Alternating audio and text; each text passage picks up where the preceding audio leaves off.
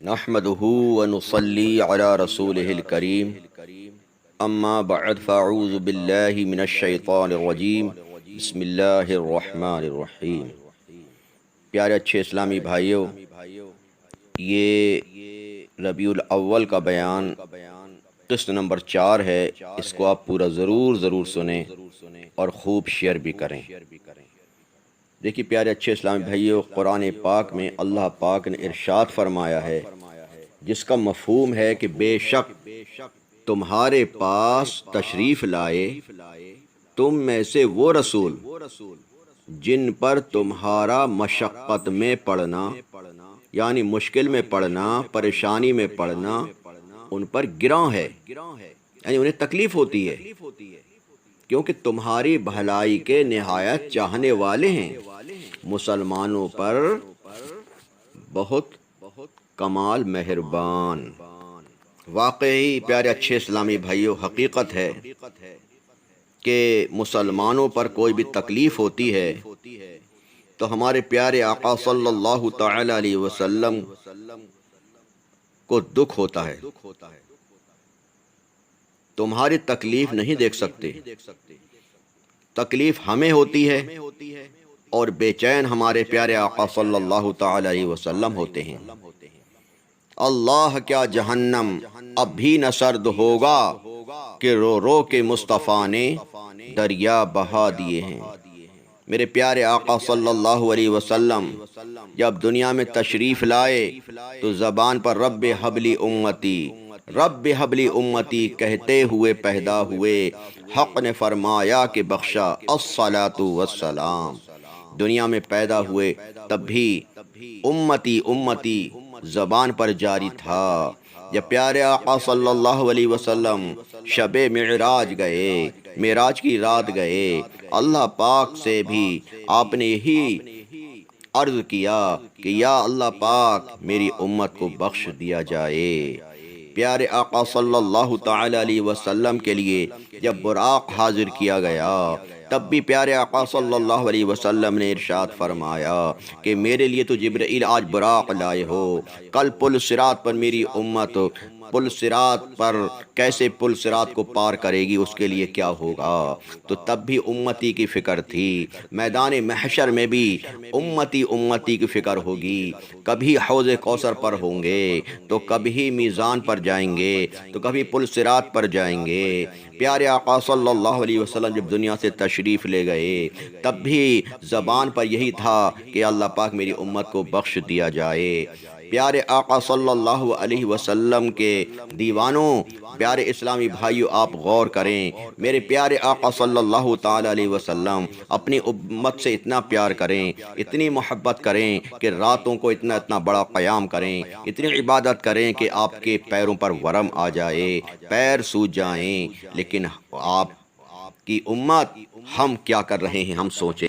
ہم اپنے اعمال کو سوچیں، ہم جلوس ضرور نکالیں، ہم آپ کے لیے جھنڈے ضرور لہرائیں، ہم نعرے ضرور بولیں، مرحبا کی صدائیں ضرور لگائیں، ہم ضرور ان کا میلاد منائیں۔ لیکن میلاد بنانے والوں، جلوس میں شرکت کرنے والوں، ہمیں جلوس میں شرکت بھی کرنا ہے، جھنڈے بھی لہرانا ہے، ساتھ میں آپ صلی اللہ تعالی علیہ وسلم کے فرمان پر بھی عمل کرنا ہے، آپ کی سنتوں سے بھی محبت کرنا ہے، آپ کی سنت کے مطابق ہمیں زندگی بھی گزارنا ہے، اپنا ظاہر بھی اچھا کرنا ہے، اپنا باطن بھی اچھا کرنا ہے۔ ظاہر اس طرح اچھا کرنا ہے کہ اسلامی لباس ہو، کاش اوپر سر پر امامہ شریف ہو، چہرے پر داڑھی شریف ہو، اور باطن اس طرح صاف کرنا ہے کہ ہمارے دل میں کوئی کینہ نہ ہو، بغض نہ ہو، حسد نہ ہو، تکبر نہ ہو، ریاکاری نہ ہو، کسی کی طرف سے کوئی دشمنی نہ ہو۔ یہ ہمارے لیے ظاہر بھی اچھا ہو، ہمارے لیے باطن بھی اچھا ہو، یہ ہمارے لیے ضروری ہے۔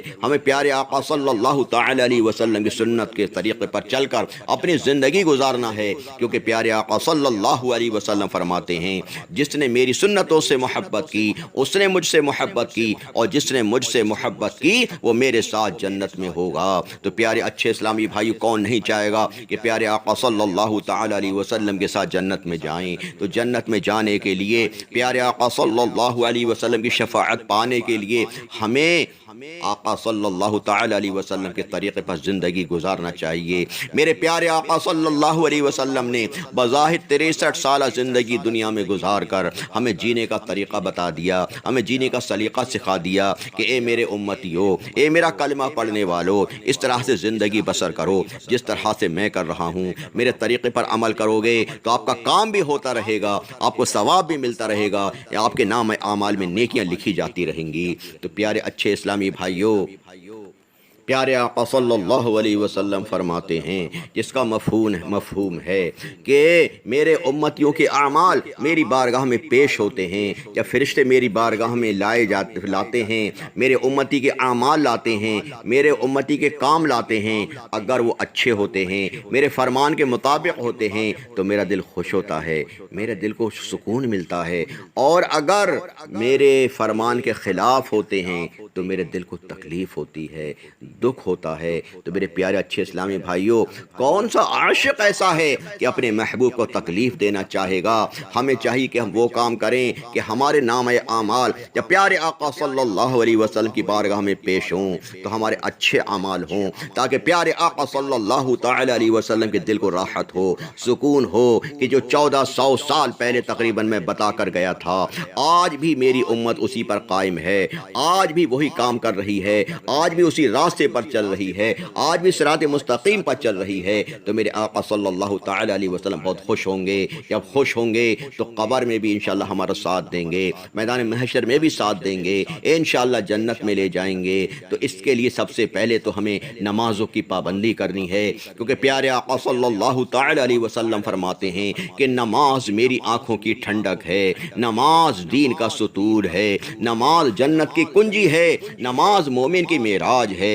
نماز پل صراط پر نور ہے، نماز ایمان کی علامت ہے، نمازی سے اللہ پاک راضی ہوتا ہے، نماز پڑھنے سے گھر میں عمر میں برکت ہوتی ہے، روزی روزگار میں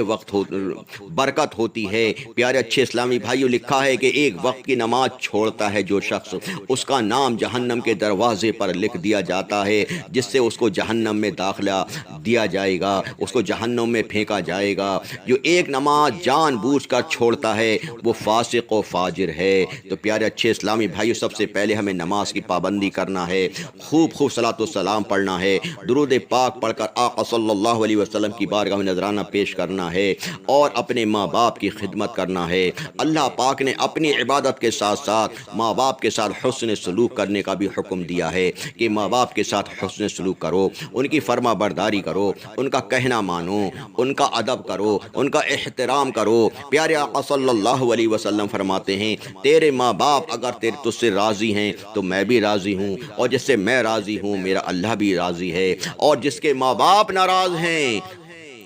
پیارے آقا فرماتے ہیں کہ اس سے میں ناراض ہوں، اور جس سے میں ناراض ہوں میرا اللہ بھی ناراض ہے۔ اب غور کریں میرے پیارے اچھے اسلامی بھائیوں، جس سے اللہ کا رسول ناراض ہو، جس سے اللہ ناراض ہو، تو اب بتائیے کہ دنیا میں بھی ٹھکانہ نہیں ہے، قبر میں بھی ٹھکانہ نہیں ہے، میدان محشر میں بھی ٹھکانہ نہیں ہے۔ تو ہمیں چاہیے کہ اللہ کو راضی کرنے کے لیے، اللہ کے رسول کو راضی کرنے کے لیے پہلے اپنے ماں باپ کو راضی کرنا ہوگا۔ اگر ماں باپ راضی ہو گئے تو اللہ کے رسول بھی راضی ہو جائیں گے انشاءاللہ۔ پیارے آقا صلی اللہ علیہ وسلم فرماتے ہیں تیرے ماں باپ تیرے لیے جنت بھی ہیں، تیرے ماں باپ تیرے لیے دوزخ بھی ہیں۔ مطلب یہ ہے کہ اگر تجھ سے تیرے ماں باپ راضی ہیں تو تیرے لیے جنت ہے، اور اگر تجھ سے تیرے ماں باپ ناراض ہیں تو تیرے لیے جہنم ہے۔ تو ہمیں چاہیے کہ ہم اپنے ماں باپ کو راضی کر لیں، اگر ناراض ہو گئے ہیں تو ان سے معافی تلافی کر لیں، ہاتھ پیر جوڑ کے خوشامد کر لیں، راضی کر لیں۔ اگر جو ماں باپ کا نافرمان ہے تو کتنی ہی عبادت کر لے، چاہے کتنے ہی روزہ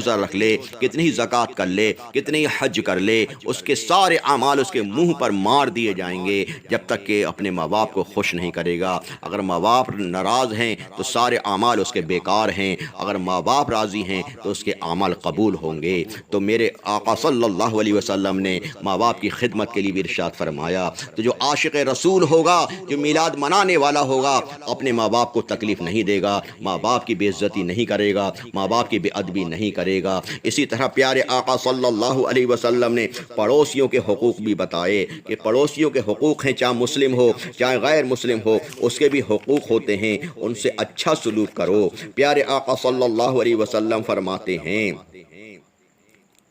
کہ رسول اللہ صلی اللہ علیہ وسلم نے فرمایا، وہ شخص کامل درجے کا مسلمان نہیں ہے جو خود پیٹ بھر کر کھا لے اور اس کا پڑوسی بھوکا رہ جائے۔ تو لہٰذا اپنے پڑوسی کا بھی خیال رکھنا چاہیے، اپنے پڑوسی کے دکھ سکھ میں اور خوشی اور غمی میں شریک رہنا چاہیے، اور انہیں ضرورت ہو تو ان کی ہر قسم سے مدد بھی کرنا چاہیے۔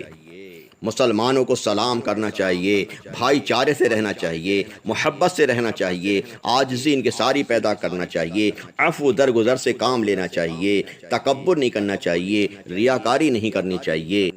بیجا بات بات پر غصہ نہیں کرنا چاہیے، کیونکہ بیجا اور بے موقع بات بات پر کثرت سے غصہ کرنا یہ بہت خراب عادت ہے۔ اکثر ایسا ہوتا ہے کہ انسان غصہ میں آ کر دنیا کے بہت سے بنے بنائے کام بگاڑ دیتا ہے، اور کبھی کبھی غصہ کی جھلاہٹ میں خدا کی ناشکری اور کفر کا کلمے تک بکنے لگتا ہے، اور اپنے ایمان کی دولت کو غارت اور برباد کر ڈالتا ہے۔ اس لیے رسول اللہ صلی اللہ علیہ وسلم نے اپنی امت کو بیجا اور بات بات پر غصہ کرنے سے منع فرمایا ہے۔ پیارے آقا صلی اللہ علیہ وسلم کی بارگاہ میں ایک شخص حاضر ہوا اور عرض کیا، یا رسول اللہ، مجھے کسی عمل کا حکم دیجئے مگر تھوڑا ہو۔ تو آپ نے ارشاد فرمایا کہ غصہ مت کر۔ اس نے کہا کچھ اور ارشاد فرمائیے، تو آپ نے پھر یہی فرمایا کہ غصہ مت کر۔ یہ بخاری شریف کی حدیث میں ہے۔ ایک حدیث میں آیا ہے کہ رسول اللہ صلی اللہ علیہ وسلم نے ارشاد فرمایا کہ پہلوان وہ نہیں ہے جو لوگوں کو پچھاڑ دیتا ہے، بلکہ پہلوان وہ ہے جو غصے کی حالت میں ہو اور اپنے نفس پر قابو رکھے، جو اپنے نفس پر قابو رکھے، غصہ کو پی جائے، غصہ کو ختم کر لے، وہ پہلوان ہے۔ تو جب بھی غصہ آئے پیارے اچھے اسلامی بھائیوں، ہمیں چاہیے کہ وضو کر لیں، کیونکہ غصہ شیطان کی طرف سے ہوتا ہے اور شیطان آگ سے بنایا گیا ہے۔ اگر وضو کر لیں گے تو انشاءاللہ غصہ میں کمی آئے گی۔ اور جو عاشق رسول ہوگا، آقا صلی اللہ علیہ وسلم کا میلاد منانے والا ہوگا، وہ حسد نہیں کرے گا، کسی کو دیکھ کر جلے گا نہیں، کسی کو دیکھ کر بھنے گا نہیں، کیونکہ حسد بہت بری بیماری ہے۔ حسد ایسی خبیث عادت اور نہایت بری بلا اور گناہ عظیم ہے۔ حسد کرنے والے کی ساری زندگی جلن اور گھٹن کی آگ میں جلتی رہتی ہے، اسے چین و سکون نصیب نہیں ہوتا ہے۔ ہر وقت اس کے ذہن میں یہی ہوتا ہے کہ اللہ پاک نے اس کو اتنی دولت کیسے دے دی۔ اللہ تعالیٰ نے قرآن مجید میں اپنے پیارے حبیب صلی اللہ علیہ وسلم کو حکم دیا ہے کہ حسد کرنے والے کے حسد سے آپ خدا کی پناہ مانگتے رہیں، اور رسول اللہ صلی اللہ علیہ وسلم نے فرمایا کہ حسد نیکیوں کو اس طرح کھا جاتا ہے جس طرح آگ لکڑی کو کھا لیتی ہے۔ اللہ اکبر، سارے اس کے اعمال برباد ہو جاتے ہیں۔ تو پیارے آقا کے دیوانوں، پیارے آقا صلی اللہ علیہ وسلم کا جلوس میں شریک ہونے والوں، آپ جھنڈا اٹھانے والوں، آپ سب سے عرض ہے کہ کبھی بھی حسد مت کرنا۔ حسد کا علاج یہ ہے کہ عاجزی انکساری پیدا کریں، سب کو ساتھ بٹھا لیں۔ جو آقا صلی اللہ تعالی علیہ وسلم کا چاہنے والا ہوگا، وہ کبھی کسی کو ستائے گا نہیں، کسی کو مارے گا نہیں، کسی کا حق دبائے گا نہیں، تکبر نہیں کرے گا۔ یہ تکبر جو ہے شیطانی خصلت ہے، اتنی بری اور اس قدر تباہ کن عادت ہے، یہ بھوت بن کر جس انسان کے سر پر سوار ہو جائے، سمجھ لو کہ اس کی دنیا اور آخرت تباہ برباد ہو جاتی ہے۔ وہ دوسرے کو اپنے سامنے حقیر سمجھنے لگتا ہے۔ یہ شیطان کا کام ہے۔ یہی جذبہ شیطان ملعون کے دل میں پیدا ہو گیا تھا جب اللہ پاک نے حضرت آدم علیہ السلام کے سامنے فرشتوں کو سجدہ کرنے کا حکم دیا تھا، تو فرشتے چونکہ تکبر کی نحوست سے پاک تھے، سب فرشتوں نے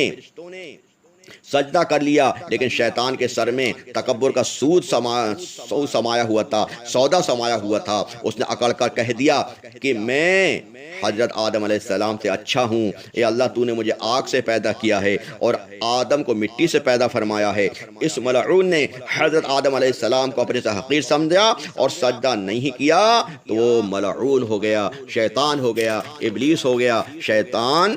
جنت سے نکال دیا گیا۔ اور جو پیارے اچھے اسلامی بھائیوں، جو پیارے آقا صلی اللہ تعالی علیہ وسلم کا عاشق ہوگا وہ کبھی چغلی نہیں کرے گا، ایک مسلمان کی بات دوسرے مسلمان سے اس نیت سے نہیں لگائے گا کہ لڑائی جھگڑا نہ ہو جائے، فساد نہ ہو جائے۔ جو آقا صلی اللہ تعالی علیہ وسلم کا عاشق رسول ہوگا وہ کبھی غیبت نہیں کرے گا، کیونکہ غیبت ہمارے پیارے آقا صلی اللہ علیہ وسلم فرماتے ہیں جو غیبت کرتا ہے اس کی نیکیاں ساری اس کو دے دی جاتی ہیں جس کی غیبت کرتا ہے، اور اس کی برائیاں اس پر آ جاتی ہیں۔ اور غیبت لکھا ہے الغیبت اشد من الزنا، کہ غیبت زنا سے بڑھ کر گناہ ہے۔ تو جو آقا صلی اللہ تعالی علیہ وسلم کا چاہنے والا ہوگا کبھی غیبت نہیں کرے گا، کبھی تکبر نہیں کرے گا، ریاکاری نہیں کرے گا، حسد نہیں کرے گا، کسی کو ستائے گا نہیں، پڑوسی کا خیال رکھے گا، نمازوں کی پابندی کرے گا، ماں باپ کا فرما بردار رہے گا۔ تو جو بھی اچھے کام پیارے آقا صلی اللہ علیہ وسلم نے بتائے ہیں ان پر عمل کرنے کی پوری کوشش کرے گا، جو اللہ کے فرمان ہیں ان کو حکم